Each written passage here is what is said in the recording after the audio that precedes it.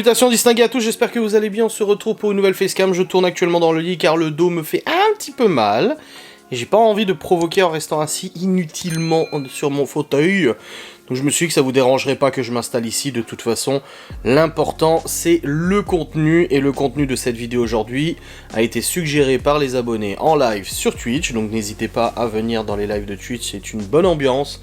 On est à peu près 300 généralement dessus, et ça permet de bonnes discussions, de bons échanges, et des bonnes idées comme cette idée de vidéo que je tourne actuellement. Donc l'idée de la vidéo, c'est qu'on va se taper des questions existentielles, toute une série de questions existentielles, et on va essayer d'y réfléchir et d'y répondre. Je trouve ça super marrant, super intéressant comme idée de vidéo, donc je suis content pour la personne qui l'a suggéré. Je crois que c'est Madame Patmore, il me semble, sur le live. Donc on va y aller. Je les ai sous les yeux, je les ai pas lus, exprès pour pas me spoiler et pas y réfléchir en amont.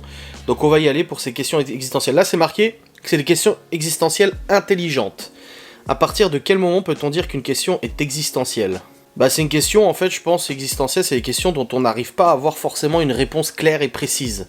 C'est-à-dire que on peut avoir des pistes de réponse, mais c'est jamais sûr en fait. Voilà. Qui de l'œuf ou la poule, tu vois ? On sait pas. Ensuite, est-ce qu'il peut y avoir des vies sur d'autres planètes ? Question existentielle. Oui, c'est une question existentielle. Est-ce que je pense qu'il y a d'autres vies sur d'autres planètes ? Oui, la probabilité mathématique fait que je pense que oui. Maintenant, est-ce qu'un jour on rentrera en contact avec d'autres vies sur d'autres planètes ? De notre génération à nous, je ne pense pas du tout. Notre technologie est peut-être pas assez avancée, ou alors au contraire, la science fait que malgré n'importe quelle technologie, on sera toujours limité, on ne pourra pas forcément rentrer en contact, etc. Par contre, c'est quelque chose qui me passionne quand même énormément. L'observation des étoiles, l'observation de la vie ailleurs, les ovnis, des trucs comme ça, ça me passionne quand même pas mal, ça m'a toujours passionné, j'ai toujours été intéressé par ça. Donc je pense que oui, il y a de la vie ailleurs, mais qu'il est très peu probable qu'on en ait la preuve un jour en fait. Qu'avait-il avant le Big Bang ? Donc pour ceux qui ne sont pas trop dans la science, le Big Bang, c'est la création de l'univers, c'est ce qui a conduit à la création de l'univers et son expansion. Et qu'est-ce qu'il y avait avant ? Bah ça, ouais, c'est quelque chose... En fait, ce que je disais en cours de physique à l'époque, c'est que l'univers est en constante expansion, donc l'univers il s'étend, et après il se rétracte, machin, etc. Là apparemment il se rétracte, je crois, ou alors il va se rétracter, je sais plus exactement, ça fait longtemps. Mais c'est vrai que tu te dis, à la bordure de l'univers, qu'est-ce qu'il y a après, de l'autre côté, et qu'est-ce qu'il y a eu avant, en fait. C'est particulier, hein. Et moi, il y a un truc qui me fait fasciner aussi, c'est les gens il y a des théories qui disent que, dans certains objets, si tu regardes au microscope, ça ressemble à des univers. Et tu dis, est-ce qu'on serait pas, en fait, le contenu d'un contenant, qui lui-même est le contenu d'un contenant, et ainsi de suite, comme des poupées russes, tu sais. Donc ouais. Qu'est-ce que la justice ? Est-ce qu'elle peut exister ? Oh, la justice, pour moi, c'est un organisme de l'État, donc c'est le ministère de la Justice, les tribunaux, machin, etc. Est-ce que la justice peut exister ? Moi, je pense que tant que c'est un homme qui juge, un homme ou une femme, peu importe, ça ne sera jamais, en fait, forcément à 100% juste. On essaie de s'en rapprocher, mais ça ne sera pas juste. La seule justice, on dirait, c'est la justice de l'univers, etc., le karma et tout. Je sais pas. Est-ce que la morale est une notion universelle ? Non, pour moi... Mais j'adore, alors j'ai eu une bonne note en philo au bac. Même si j'ai pas eu mon bac, j'ai eu une bonne note, je crois que j'avais eu 13 sur 20 ou 14. Ça reste une bonne note quand même pour quelqu'un qui faisait un bac scientifique, tu vois. Bon, de toute façon, j'aurais dû faire littéraire de toute manière. Mais est-ce que la morale est une notion universelle ? Non, la morale est propre à chacun, en fonction de ses valeurs, de ses principes, de son expérience et tout. Donc pour moi, la morale est une variable. Et elle dépend de chaque personne en fait. C'est pour ça qu'il y a des gens qui font des choses qui me choquent, ou je fais des choses qui choquent les gens, etc. Ensuite, qu'est-ce qu'un art pour vous ? Ah, qu'est-ce que l'art ? L'art, c'est le fait de créer quelque chose. Qu'on aime ou qu'on n'aime pas, cette chose qui a été créée, donc c'est-à-dire qu'on n'est pas sensible, on est plus ou moins sensible à certaines créations, mais pour moi, l'art, c'est le fait de créer quelque chose qui suscite de la curiosité. Que ça soit bon ou mauvais, que ça soit pour beaucoup de gens ou peu de gens, du moment où tu crées quelque chose, pour moi c'est de l'art. Après, comme j'ai dit, c'est aussi très personnel. Il y a des choses que je qualifierais de débiles en art, et des choses que je qualifierais de magnifiques en art. L'être humain est bon par nature. De base, l'être humain, est-ce qu'il est bon ? Non. Non, l'être humain n'est absolument pas bon par nature, on n'est pas... Non, pour moi non. Combien y a-t-il d'univers ? C'est ce que je vous disais avant, les poupées russes. Pensez-vous que le pays dans lequel vous vivez est celui qui vous convient le mieux? C'est compliqué parce que tous les pays ont des avantages et des inconvénients, tous les pays ont des fonctionnements différents, et moi je pense que les gens ont tendance à toujours se dire que l'herbe est plus verte ailleurs. Or c'est pas forcément le cas, même si je peux pester contre notre gouvernement sur plein de choses, il y a aussi plein de choses qui font que notre pays est bien, tu vois. C'est pas tout à mettre à la poubelle, et c'est pareil pour tous les pays. Il y en a plein qui disent oui les États-Unis. Pendant longtemps j'ai dit ouais j'aimerais bien vivre aux États-Unis, etc. Mais vous savez les États-Unis, j'y suis allé plusieurs fois, et c'est pas si bien que ça. Il y a plein de choses qui ne vont pas, tu vois. J'ai jamais vu autant de SDF aux États-Unis. Il y a plein de trucs qui sont moins bien qu'en France, mais il y a des trucs qui sont mieux qu'en France aussi. Donc c'est compliqué. Ensuite, question existentielle drôle. Donc là, on part sur des drôles. Pourquoi baisse-t-on systématiquement le volume de la radio quand on cherche une place de parking? Je le fais. C'est vrai que quand je suis concentré en voiture, que j'ai besoin de chercher une place ou autre, je coupe la radio, la musique ou quoi que ce soit, pour se concentrer, en fait, tout simplement. J'ai besoin de me concentrer à 100%. Je pense que c'est pour ça. Qui goûte à la nourriture pour chien qui a meilleur goût que le précédent? Ah oui, ouais, dans les nourritures pour chien. Meilleur goût et tout. Est-ce qu'il y a des goûteurs? Je pense que oui. Maintenant, est-ce qu'ils se réfèrent à des analyses et tout? Peut-être qu'ils voient que les chiens sont plus contents de la bouffer, je sais pas, il doit y avoir des choses qui font qu'ils disent que c'est meilleur goût de toute façon. Après, il y a plein de petites subtilités dans les publicités. Machin, élu produit de l'année, des trucs comme ça. Il y a plein de subtilités qui font que ça nous influence sur nos achats. Pourquoi dit-on double U? Pourquoi dit-on double W? Ah, en anglais. Le W en anglais, on dit pas W, on dit W. Double U. U, V... W... Ah ouais, je sais pas. Mais j'ai pas envie d'aller chercher pour la réponse, j'ai envie de vous participer en commentaire. À quoi servent les marges dans les cahiers? Bon, c'est pas une question existentielle, les marges elles servent à faire des annotations. Enfin, ça me semble logique. Pourquoi ne doit-on pas sourire sur les photos d'identité? Bah, tout simplement parce que ça peut déformer le visage, ça peut manquer de nature. Et voilà, si tu souris sur une photo d'identité et qu'on te demande à vérifier ton identité et qu'on dit on regarde ta photo, les flics ou autres, ils vont pas dire attendez, souriez pour voir si c'est pareil que la photo. C'est juste que c'est plus logique de pas sourire en fait. Est-ce que nos animaux de compagnie ont aussi des noms pour nous? Ça c'est pas mal. Ouais, c'est pas mal. Pourquoi les crottes de moineaux sur une voiture blanche sont noires, alors que sur une voiture noire elles sont blanches? Ah bah, je ne sais pas. Bonne question. Ouais, c'est une bonne question. Je sais pas. Vous voyez, il y a des choses où j'ai pas la réponse. Hein. Après, on va pas répondre à tout de toute façon. Question existentielle, philosophie. Qu'est-ce qui se tient entre vous et votre bonheur? D'ailleurs, qu'est-ce que le bonheur? Pour moi, le bonheur, c'était pas un but dans la vie. Le bonheur, c'est un état d'esprit. Même dans les pires situations, on peut se sentir heureux car on se rattache à ce qui nous fait du bien. Voilà, c'est toujours... Moi, c'est ce que je dis tout le temps, il faut voir le positif dans toutes les situations, et ça permet de rester, en fait, vachement positif et tout ça. Et qu'est-ce qui se tient entre moi et mon bonheur? J'aime pas cette notion de but. J'aime pas trop. Je suis pas fan. La maman des enfants était toujours comme ça, à rechercher le bonheur, par des voyages, par des choses, par des expériences, par des trucs, par des machins, par des volontés, par des trucs. Et c'est très très très fatigant, alors c'est pas méchant, mais c'est très fatigant de vivre avec quelqu'un qui est toujours à la recherche du bonheur, parce que c'est quelqu'un qui est constamment insatisfait par la vie, par le quotidien, malgré qu'il peut y avoir des choses super. Et c'est pour ça que de nos jours, quand Laura, des fois, elle me dit « Oh, elle est trop belle cette maison, oh, ça, elle est trop belle », ça m'énerve un peu. Je lui dis « Mais tu sais, on a déjà une maison », parce que j'ai l'impression qu'en fait... elle se contente pas de ce qu'on a, et elle essaie de voir ce qui est encore mieux ailleurs, tu vois. Alors qu'en fait, il faut peut-être regarder un petit peu sa propre situation. Sommes-nous vraiment nés tous égaux? Non, bah non, ça dépend où tu vis, en fait. Ça dépend le pays, ça dépend la situation sociale et tout ça.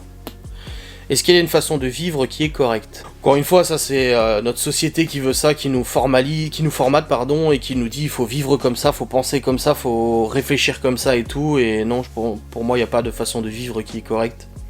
Il y a plusieurs façons de vivre. Est-il possible de communiquer la réalité sans la déformer? Ah, quand quelqu'un te donne une information et que tu retransmets l'information, est-ce qu'il est possible de ne pas la déformer? Plus il y aura d'intervenants, plus il y aura d'intermédiaires de toute façon, et plus l'information de base sera forcément déformée de toute façon. Est-ce qu'une politique limitant le nombre d'enfants peut être la solution contre la surpopulation? C'est compliqué, le fait d'avoir des enfants, c'est un droit qui est quand même assez fondamental. Est-ce qu'il faut limiter le nombre d'enfants comme en Chine pour lutter contre la surpopulation? Non, je ne pense pas que les méthodes dictatoriales ou les méthodes extrêmes soient nécessaires. Il y a d'autres solutions peut-être, je ne sais pas. De toute façon, l'humanité est vouée à sa perte, hein, de toute manière, d'une manière ou d'une autre. L'intelligence artificielle est-elle une menace pour l'opportunité ou une opportunité pour l'humanité? J'y répondrai en facecam un peu plus en détail, mais pour moi c'est une menace, l'intelligence artificielle. Ensuite, l'altruisme, acte désintéressé, existe-t-il vraiment? Oui, je pense que pour qu'un acte désintéressé soit pleinement désintéressé, il faut qu'il soit fait sans forcément devoir en parler. Et par exemple, Laura a fait quelque chose la semaine dernière. Je n'en ai pas parlé en vlog, et j'ai pensé à en parler, et je me suis dit que d'en parler, ça enlèverait de l'altruisme à son geste. Elle a fait quelque chose de très beau pour quelqu'un, et j'ai trouvé ça très, très mignon, très joli. Elle l'a pas chanté sur tous les toits, là on n'a pas parlé autour de nous, même nos amis sont pas au courant, etc.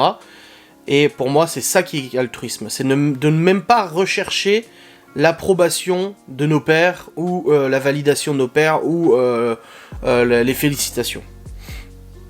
Est-ce que tout le monde peut avoir la même chance? Absolument pas, pas du tout. Est-ce que des lois plus strictes conduiraient à un monde plus pacifique? Non, j'en suis pas certain du tout. Non.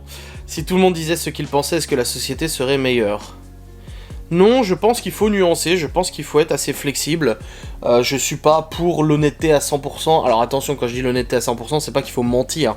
Mais je suis pas sûr que d'être 100% cash, franc, tu vois, vraiment dire les choses comme elles sont, soit forcément positif. Il y a l'art et la manière de dire les choses, déjà, et tout le monde ne l'a pas, cet art et la manière. Et ensuite, il y a aussi le fait que toutes les vérités sont pas bonnes à dire. Question existentielle sur la vie. Quel est votre plus grand regret? Oh, mon plus grand regret, c'est les études, je pense. Mais encore une fois, je ne peux pas regretter quelque chose qui m'a conduit à être là aujourd'hui avec les enfants, la vie de famille, machin, etc. C'est compliqué parce que tout acte a des conséquences. Et ça, j'y viendrai aussi, c'est un autre sujet de facecam. Donc il n'y a pas de plus grand regret, peut-être les études, de ne pas avoir correctement travaillé à l'école, je sais pas. D'après vous, quelle chose devrait-on absolument expérimenter au moins une fois dans sa vie? Qu'est-ce qu'on devrait expérimenter au moins une fois dans sa vie? Un voyage dépaysant. De se rendre compte qu'en fait, il y a des gens qui vivent à l'autre bout de la planète totalement différents de nous. Et je trouve que ça, c'est extrêmement enrichissant. On devient une personne âgée à partir de quel âge? Ah, le grand débat où je me moque tout le temps des abonnés qui sont plus vieux que moi, etc. À partir de quel âge? Je pense que c'est pas un âge précis, je pense qu'il n'y a pas un ping genre à 60 ans, forcément. Ça dépend des gens, ça dépend de la condition physique, ça dépend de la condition aussi dans la tête, surtout avec toutes les maladies qui arrivent et tout ça, l'Alzheimer, Parkinson comme pour ma grand-mère, machin et tout ça. Être une personne âgée, pour moi, c'est commencer en fait à devoir réduire son rythme de vie parce qu'on n'y arrive plus physiquement. De devoir se ménager parce qu'on n'y arrive plus physiquement, ou devoir dépendre de quelqu'un, voilà. Y a-t-il une puissance supérieure dans l'univers? Alors, je ne crois pas en Dieu, je ne crois pas en un Dieu ou en une entité cosmique ou quoi que ce soit. Pour moi, il n'y a pas quelqu'un qui régit tout ça. Mais je pense qu'il y a un ensemble de choses qui font que notre univers se tient. Que ce soit des énergies, que ce soit des entités ou des choses comme ça. Pour moi, c'est pas quelqu'un, c'est quelque chose. Avons-nous besoin d'avoir un sens à la vie pour pouvoir vivre pleinement? Un sens à la vie, mais quel sens de la vie? Avoir des enfants, voyager, machin, etc. Pour vivre pleinement? Non, je pense qu'encore une fois, c'est comme le bonheur. C'est qu'il faut pas, en fait, courir après le bonheur toute sa vie. Il faut souvent faire une introspection et se dire, voilà, j'en suis là dans ma vie, il y a ça qui va pas, mais il y a ça qui va aussi. Est-ce que c'est pire ou c'est moins bien qu'avant? Est-ce que ça pourrait être mieux? Comment je peux faire pour que ça aille mieux? Certes, mais il faut quand même relativiser énormément. Quel est votre moi idéal? Le moi idéal? Oh là, attends, on part dans du Freud là. Le moi, le surmoi, machin, j'adhère pas trop à ces principes. La psychologie freudienne m'intéresse pas vraiment, enfin je suis pas fan. Il y a d'autres D'autres mouvances psy qui sont très intéressantes, Jung d'ailleurs, que j'aime beaucoup, mais je sais pas. Qu'est-ce que vous craignez le plus dans la vie? Bah forcément la perte des proches, je pense que ça semble parfaitement logique. Quelles leçons vous avez tirées de la vie et qu'aimeriez-vous transmettre à la future génération? Alors à la future génération, j'ai aucune prétention à transmettre à une future génération, à mes enfants, ça serait déjà bien. Les leçons que j'ai tirées, compréhension de ce qui nous entoure surtout, être aware, comme dirait Jean-Claude Van Damme, être conscient de ce qui se passe autour de nous, ne pas rester dans sa bulle, ne pas être narrow-minded, ne pas être obtus comme ça, borné, tu vois, c'est important. Qu'est-ce que vous aimeriez changer dans ce monde? Oh là là, qu'est-ce qu'il y aurait à changer, hein? Tellement de choses. Question existentielle sur l'amour. Quelle est la chose la plus stupide que vous seriez prêt à faire par amour? Oh, j'en ai fait beaucoup par amour, des choses stupides. Donc je pense que là, même pas besoin de répondre. Serait-il possible d'aimer jusqu'à faire un acte illégal par amour? Oui. Oui. Est-ce que l'amour peut être éternel? Je ne sais pas ce qu'il y a après la mort, donc je peux pas dire si c'est éternel ou pas. Est-il mieux d'être en couple avec une personne qu'on aime ou une personne qui nous aime? Ah! Alors, à choisir, je pense qu'il est mieux d'être en couple avec quelqu'un qui nous aime. Parce que... l'inverse est très très compliqué. Tu es en constante recherche d'attention. Comme on m'a dit une fois, en fait, t'arrives en fait à un moment dans ta vie, quand t'es avec quelqu'un qui est dur, qui est compliqué, et je veux pas bâcher ou quoi que ce soit, mais voilà. Quand t'arrives dans un moment dans ta vie où t'es avec quelqu'un où c'est très compliqué et tout, on m'avait dit en fait, tu es comme le chien, le petit chien qui attend la petite caresse sur la tête. Et c'est totalement vrai. C'est que tu passes tes journées en fait à essayer de faire tout ce que tu peux pour avoir la moindre petite croquette ou la moindre petite attention, pour pas trop métaphorer avec les animaux, mais pour avoir la moindre petite attention, un petit bonjour, un petit merci, et ça c'est horrible, t'arrives à un stade de ta vie où un bonjour le matin, et ça illumine ta journée, et ça c'est pas normal du tout. Ensuite, est-il possible de tomber amoureux de plusieurs personnes en même temps? Tout est possible. Tout est possible. Est-ce que le coup de foudre existe? Oui. Et peut-on changer par amour? Oui, je pense aussi. Après, ça nécessite beaucoup de travail. Ah, question existentielle sur la mort.